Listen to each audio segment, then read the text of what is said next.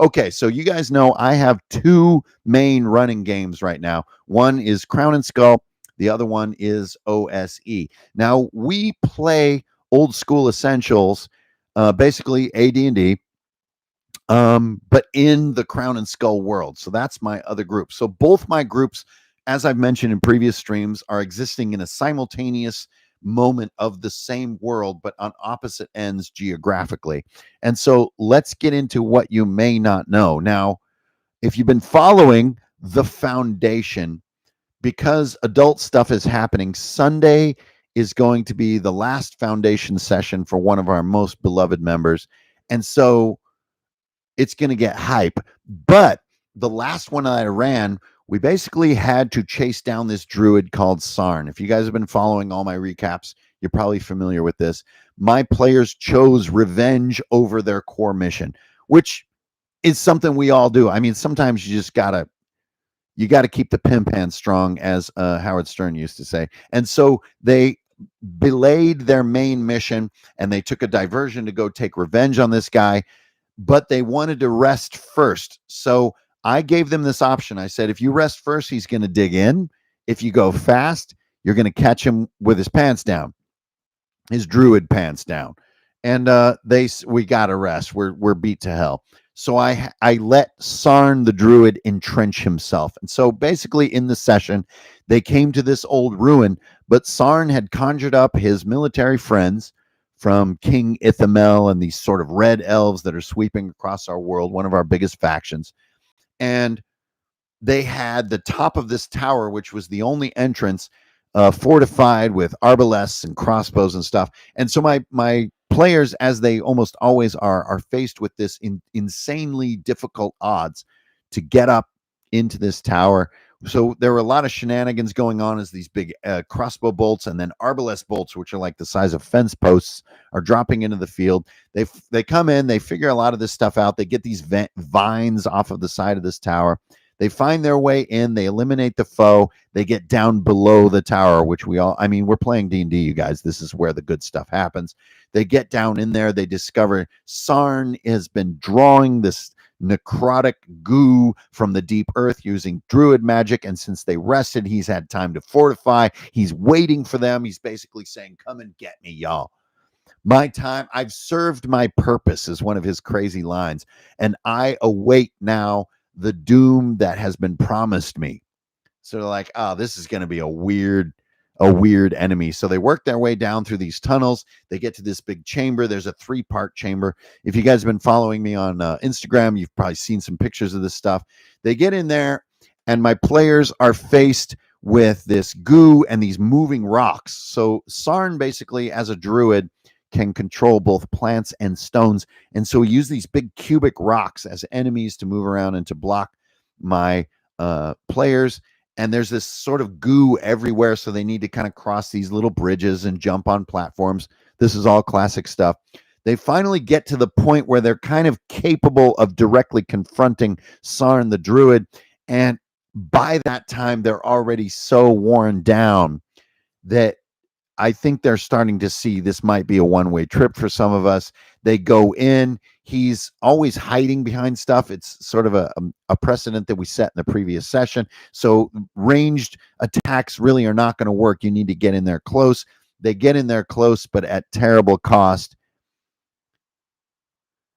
At this point, we had already had a death, Ethelstan. It was so sad. And so Ethelstan's player took on the role of Grabzug the Goblin. And so Grabzug and Earlbuck are both the sort of the leaders of this offensive. This is a dwarf and a goblin fighting together to take out vengeance on this druid. My other two characters are Beatrice and Valderan. Beatrice is working the crossbow. She has this oversized crossbow, fucking sick, called Moonbreaker. You know that when you have a crossbow with a name, you better watch out. So we've got our sniper, and then Valderan is using lots of extra rounds, basically bypassing his turn to build spells on the fly. So if you've been reading Crown and Skull, he's using wild magic. And wild magic, you need to spend an entire round just to build a spell, much less cast it. So everything he's doing is insanely slow. And this whole thing builds up to basically a hand-to-hand, remotely buffed combat with Sarn. But by this time, finally, Beatrice gets a shot, almost drops him, but not quite. And Earlbuck, the dwarf, realizes he's going to have to get personal with it, goes up super close, gets in. No weapons left, by the way. He's got nothing left. He is bare-fisted. Because remember, in Crown and Skull, there are no hit points. There are no stats. Earlbuck has taken a beating. He's got no equipment left. He goes in and he's just like, he's got old Jackie Robinson and Muhammad right here.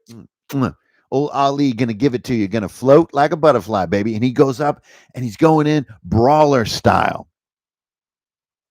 Sarn has this timer running where he is about to take his final form. He's about to die, basically. He's about to give himself to his master, who is Adim. Now, if you guys have been following my campaign stories, Adim is a Formian sorcerer, an ant creature who serves Oblith, the queen of spiders, basically our Ungoliant.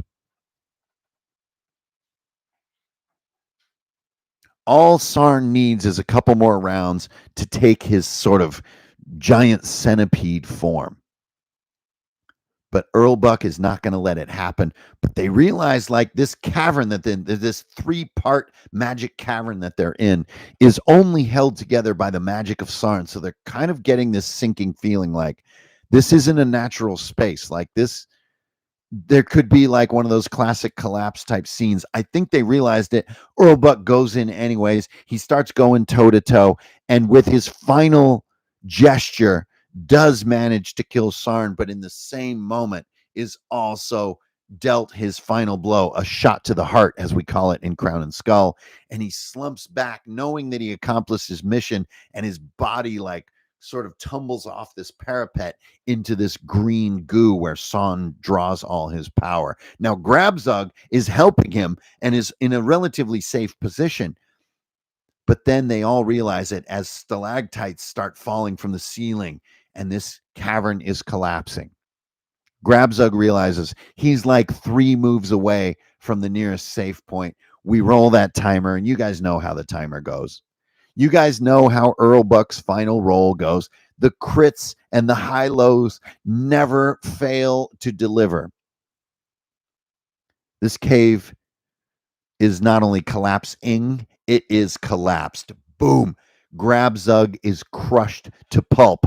Earlbuck is dead, floating in the green goo. Sarn is part way through his transformation, crushed by a giant rock from above. And Beatrice and Valderan, who were, remember, working from range, are within 1 move of this exit.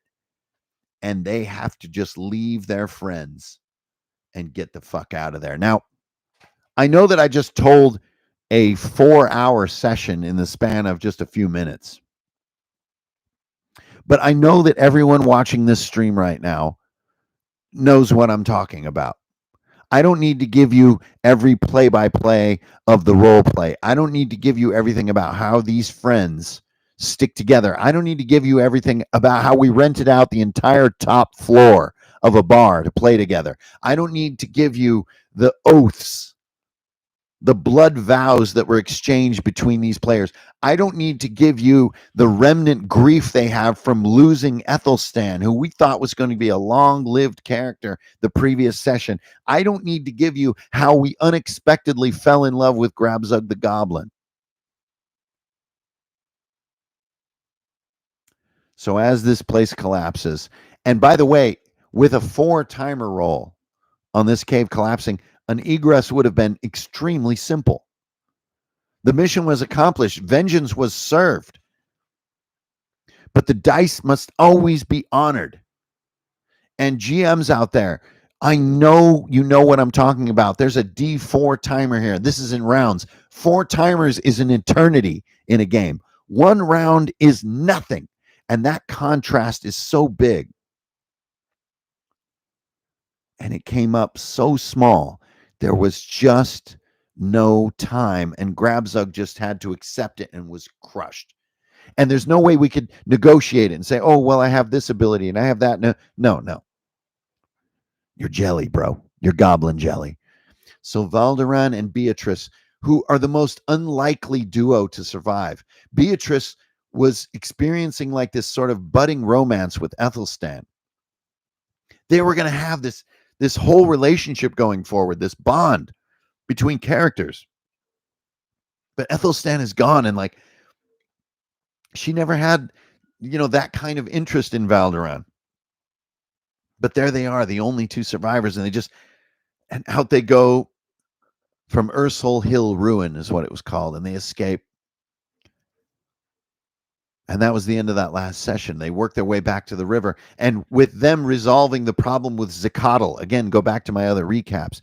The river was once again safe. The barges begin to resume. The ferries come back out into the river, and the path to not only get across to the dwarven city of Stonemark is once again open, but the supply line to the enemies of King Ethamel is again reopened. These heroes are now a top value asset to the resistance. But at what cost? I'll tell you the fucking cost. 3 characters. 3 characters. So Sunday, day after tomorrow, is going to be our next session. And that's the foundation. So now you're caught up on that group.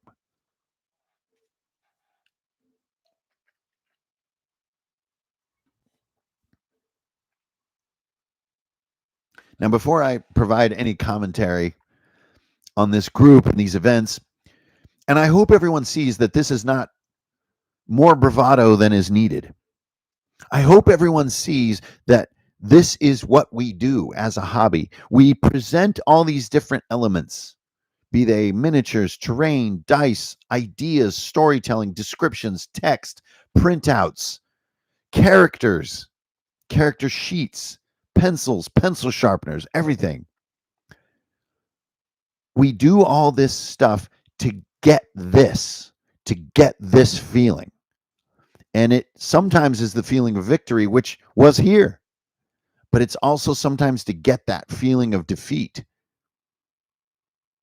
In real life, you don't really get to feel defeat in a way that makes you want to revel in it. But in this glorious hobby, it can make for one hell of a story. So that is where the foundation is. And if you're a little confused of all these terms that are being thrown around, all the recaps are back in the, I don't know, YouTube mess somewhere. As you guys well know, I don't necessarily like spend a lot of effort trying to put all my videos where they should be and guide you through some kind of a thing. I honestly, that is not my hobby. My hobby is building miniatures, painting miniatures, designing encounters, accenting storylines, harvesting characters for their motivations and their emotions, and then exaggerating those things. Okay, so that's the foundation. Let's set that down for a minute. Change gears. The other group is the long-running group that you all know well, which is commonly known as the Dirty Jobs crew. They have a few new members now, and they've renamed themselves the Knights of the Blue Table. These guys could not be in a more different situation. So they are traveling from the south of the far west of our world, from the south of the Uller's Teeth, basically the Dwarven Mountains, if you really want to summarize it. And they have been trying to understand and convince the population of this massive, it's like the Himalayas, right?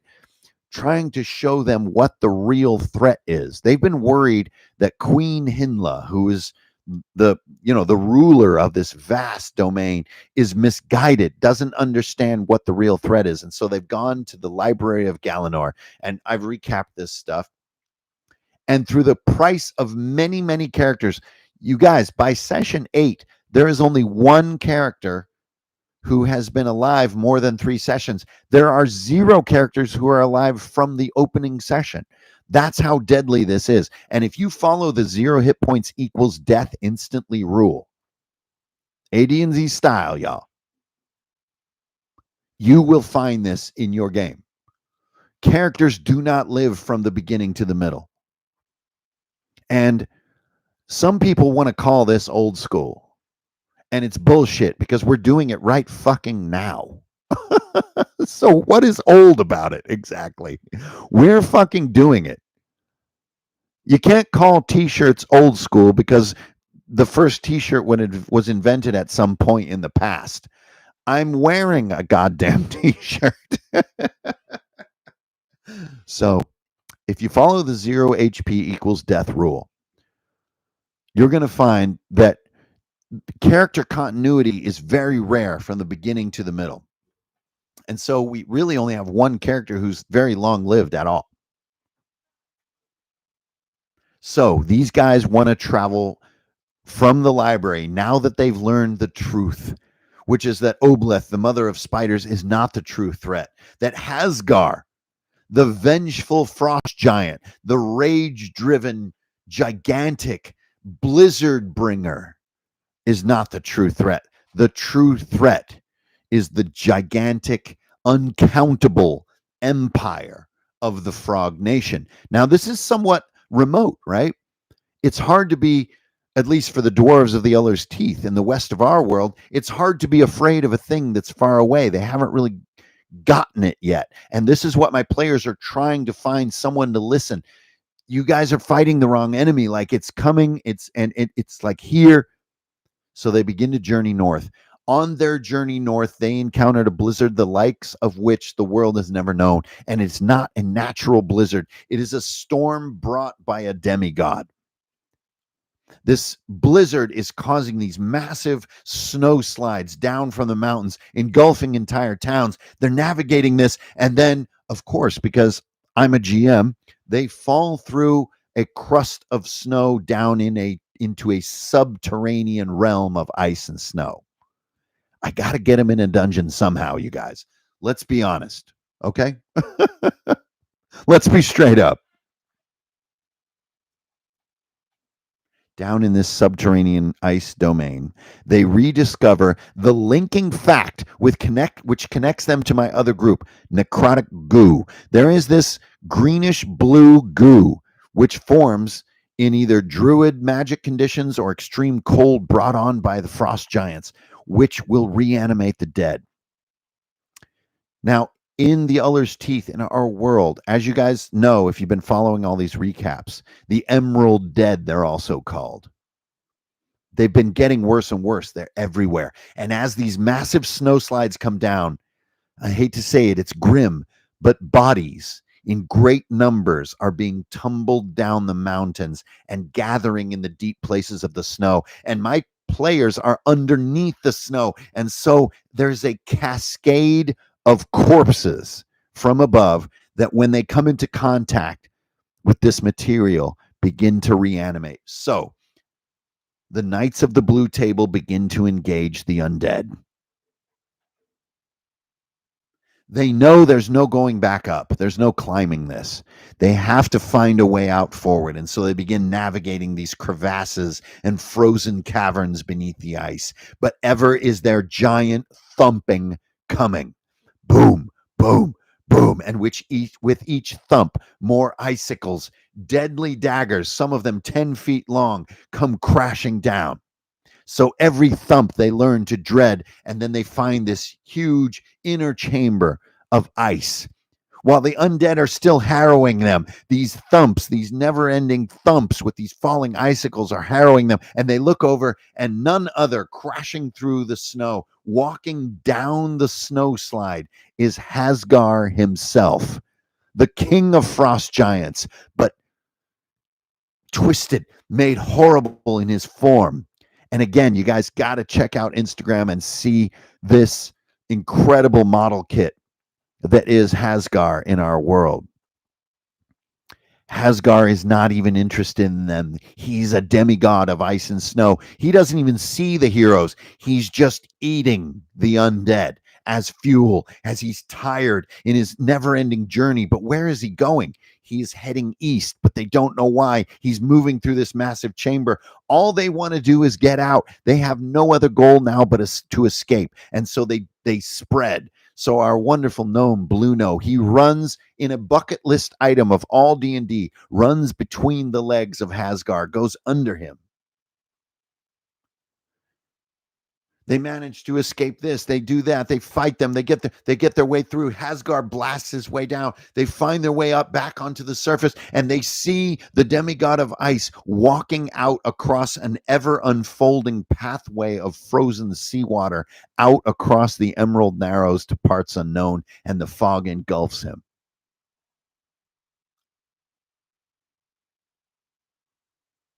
Now, because of the rhythm of my groups, the Knights of the Blue Table have another session before the Foundation. In the following session, they are now traveling on the surface. Hagar has a terrible memory. There's only a few survivors, a few Imperial guards, and my heroes. And they walk and they are heading for the town of Harnmore. And Harnmore is completely buried in snow. But on the edge of the city, there is a massive portal, a big, crazy round structure that's been built. And again, I posted photos of all this stuff.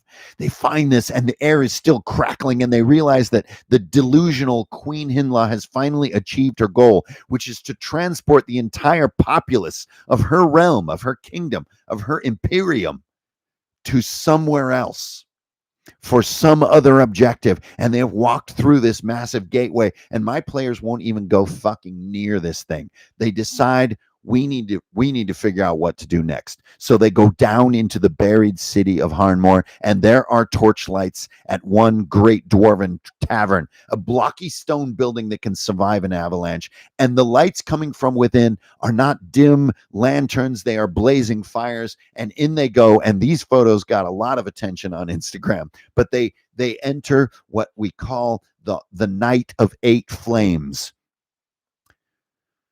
There are a set of 4 torches matching each other, 8 total giant flames burning in this great dwarven drinking hall. And quickly they realize that the rank of the hall is determined by passing one of these torches. And no one in this hall will let you walk past one of these great flames without proving yourself to them. I've opened basically the ultimate combat encounter to my players. Everyone in here, and if you've seen the photos, there are over 40 different characters and miniatures in this great drinking hall, and each one of them must be passed in some way to continue to get up to the ale host, as it's called, to have an influence on the last of the dwarven population, to tell them the great threat is not what lies beyond the portal. It is the frog army. We have to unify or we're all doomed. So one by one, they are forced to outdrink, outtalk, outfight, or outsneak all of the heroes in this hall. And I must admit, as a GM, I had absolutely no idea how this would go. If only there was a rogue in this group, but we do have one mage who has a cloak of invisibility. So they begin to move through the hall. Some of them picking fights, taking personal grudges. It's getting spicy. Everyone's drinking. There are barrels of ale everywhere. They work their way up through a series of hours, by the way, to the ale host. And through a series of coercions, convincing, charisma, drinking, fighting, shield bashing, the most unexpected, unlikely character to take the place of Alehost, Ergrin Blumthal, our old man wizard.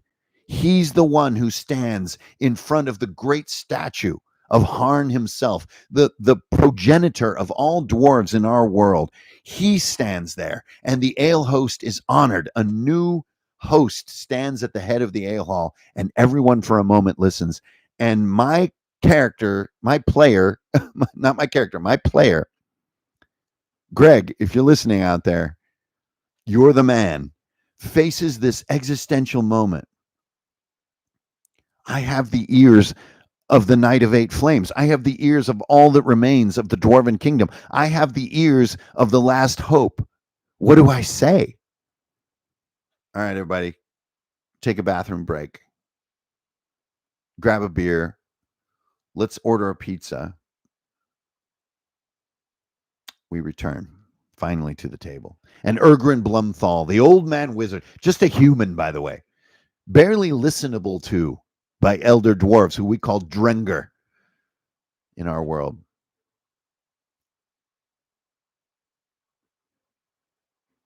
In a moment of absolutely unexpected certainty and boldness and power of self, he announces to the hall, this undestroyable dwarven drinking hall where they determine their laws by the Night of Eight Flames. In this place, he proclaims, all here who live will join me against the Frog Nation. Where I go, you go. But just like, damn. Like, it's so clear, it's so crunchy. But you guys, I am still a GM. I roll a timer. There is a thumping heard in the snow outside the Axie Prow, the tavern in which the Night of Eight Flames is occurring. They know this thumping. Frost giants are coming. Not Hagar himself, but his legion. They begin to think, we got to get out of here. But I'm not exaggerating. I'm not making this stuff up. Again, the D4 is dropped. And if it were a 4, there would be plenty of time to ready for the Frost Giants, but it is a 1. It has to be a 1. The Frost Giants crash through the wall of the Axie Prow, killing half those present instantly, casting these crazy ice wall spells that rip through everything, destroying the oldest tavern in all of Dwarvendom. And those who survive begin to think about, we got to flee, which for dwarves is unthinkable. And so a small group of them saying, no, we stay. We buy you time. And we use dice to decide who stays and who goes. And of the 50 some who were at the Night of Eight Flames, 15 and 15 exactly, make their way through a secret door found by the only character we have in our group who can use find secret doors. Now, find secret doors is a D6 roll. It's a classic, but it is still in use. To say that rolling find secret doors is old school, it flies in the face of everything we did 2 weeks ago. But this roll is made, and I must honor character abilities and character skills. And so we roll a directional. Where is the secret door? And it is in the sweet spot because the dice are trusted. And so the 15 who yet live escape through this little hidden door in the dwarven architecture as the Frost Giants, there are 3 of them, destroy the Axie Prow. So my heroes and the 15 flee down slopes, sliding, falling, tumbling through these snow slides that always follow the Frost Giants wherever they go, down to the water's edge. They find a ship there. Many of them are frozen into the sea because of Hasgar's passing, because of this unnatural winter. But one of them seems like it could be broken loose. It is a ship named in tribute after this ancient tavern. The ship is called the Axie Prow. They board this ship and break through the ice. And as they part Harnmore, they see the Frost Giants in their great numbers sweeping over what remains of the buried Dwarven city and find their way out into a foggy sea and lose sight of all that lay behind.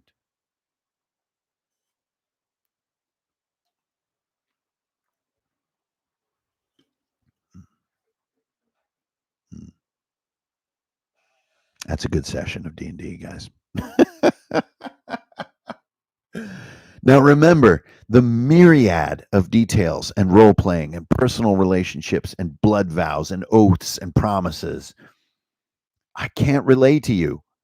It would take as long as the session itself.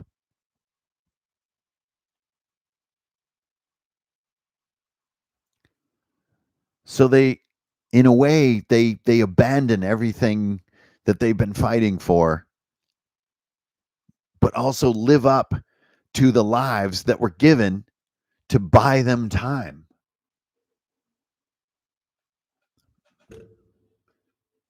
Absolutely stunning session. Now, before we get into like Q&A and what's promising to be a boundless fire hose of opinions. I want to take a minute to reassure you about what here is D&D and what here is role play and what here is game master storytelling. Now, of course, as the game master, as the storyteller,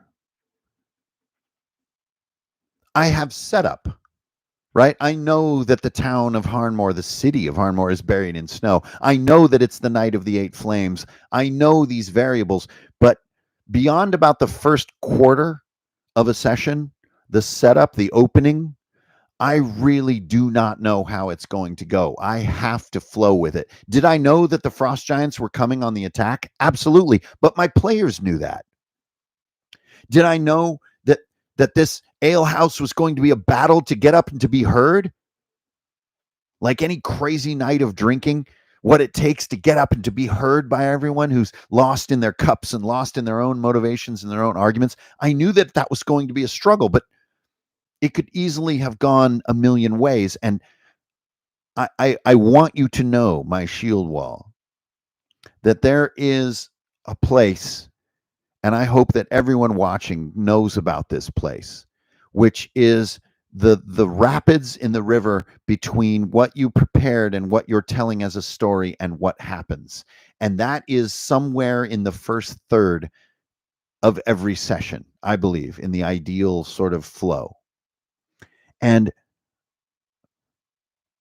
the task of the game master is not to tell the story that is going to unfold, or to put eloquent words on what's happening, or to reveal some big secret. The task of the game master is to lovingly curate the results that are occurring, to take time even to rest and to say, yo, I need a few minutes, and to see what would be the outcome here. What is next because of this? And not knowing, and yet lovingly curating. That to me is the height of game mastering. Not blowing your mind with ideas and events and outcomes, not blowing your mind with surprises and secrets and mysteries, but blowing your mind with believing in you and seeing what you're doing and letting it become its biggest form, and taking the time and being calm to put that into everything, to put it into the biggest context, and trust in it, to trust in what players do, not to lift them up, not to make them the ultimate, not to crush them down, not to make them minimal, but to try to be truly honest with them about what would happen. And the best way that you can accomplish this, if you want to be like me in this regard, is to just fucking ask them. So I say, the Frost Giants are going to destroy the Axie Prow and most of Harnmore. I mean, don't you guys think so? The only way out of this massive landslide that's coming down is to return to the sea, unless you guys have another idea. Are all the ships completely disabled? Do you guys think there's a chance that one of them is still functional? Well, maybe let's roll for it. This is the way that you not only lovingly curate the outcome of their actions, you give them input. And if they're gonna cheese it, or they're gonna exaggerate it, or they're gonna like try to get somehow get some kind of personal gain out of it, then they're not players that I'm terribly interested in. The players that I want to be with are those who are curating this with me, who are finding the good parts and pushing apart the other parts, pushing away the uninteresting parts, and lifting up the dramatic parts and the poetic parts, and joining me to say, this is now the truth. And that is what's been happening with both these groups. And I am tremendously grateful. Am I good at building dope setups? Cool dilemmas, difficult combat encounters? Fuck yeah, I am. I've been doing this forever. If I wasn't good at it by now, that would be a very bad thing. But what I can never be good at is prediction. and is prescription, because there is no being good at that. Their actions would not be real, that would not be relevant. What I'm good at is setting it up and then believing in them and asking them openly and directly, is this the outcome? Because I feel like this is the outcome. Okay, give me a minute to, okay. And I would not call this improv. This is not improv. I'm not improvising. Improvising is where I'm not sure where the frost giants are going to appear. Improvising is when I don't exactly know the damage that this one NPC's sword will do. I'm going to improvise that. But I don't improvise the story, the arc, the events. There's no improvisation at all. It's collaboration and it's comprehension of context brought into its inevitable form with our understanding of it together. And that's how this ending of this last session occurred. So now we've got a transition, like a seismic shift in the Knights of the Blue Table campaign that I need to process before next session. Low. God's above and below. Have mercy on me. Okay, so now everyone, thanks for tuning in, all 100 of you. It's great to see you guys. Now y'all caught up on both the Knights of the Blue Table and the Foundation. So I've got these next sessions coming up real soon here. So it's time to hit that notebook again and start to basically extrapolate, like what would be next. Not what do I think would be neato and, oh, there's this other idea. What would be next? What feels right? What is inevitable here?